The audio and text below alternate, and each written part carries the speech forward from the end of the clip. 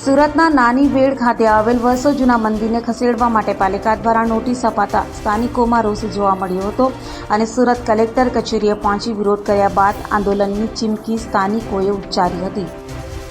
સુરતના નાની વેડ ખાતેના ગ્રામજનોએ સુરત કલેક્ટર કચેરીએ પહોંચી ઉગ્ર વિરોધ નોંધાવ્યો હતો. નાની વેડમાં આવેલ વર્ષો જૂના મંદિરને ખસેડવા મુદ્દે પાલિકા દ્વારા નોટિસ અપાતા સ્થાનિકોમાં ભારે આક્રોશ જોવા મળ્યો હતો અને સુરત મહાનગરપાલિકા ન હતી તે પહેલાંનું મંદિર હોય, પાલિકા દ્વારા ટીપી જ્યારે બનાવવામાં આવી ત્યારે શા માટે ધ્યાન ના આપ્યું તેવા સવાલો સાથે સ્થાનિકોએ વિરોધ કરી જો મંદિર હટાવવામાં આવશે તો ગાંધી ચિંધ્યા માર્ગે આંદોલન કરાશે તેવી ચીમકી ઉચ્ચારી હતી.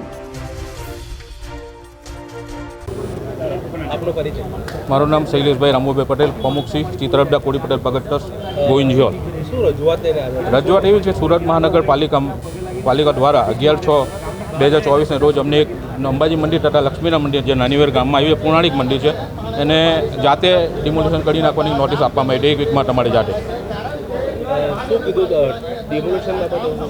તો તમારે 1 વીકમાં એનું ડિમોલિશન કરી નાખવું, જાતે જેટલો ભાગ કપાટમાં જાય છે એટલો. આ મંદિર 1968માં બનાવવામાં આવ્યું હતું અને સુરત મહાનગરપાલિકામાં સમાવેશ નાનીવેર ગામનો 1975માં થયો છે. પૌરાણિક મંદિર છે. કેટલી આસ્થા લોકોને જોડાય છે આ મંદિર જોડે?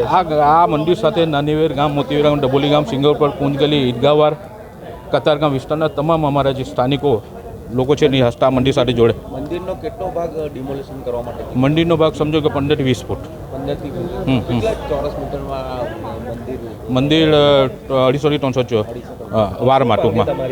અમારી માંગ એવી છે કે સંપૂર્ણપણે મંદિર આ બચવું જોઈએ.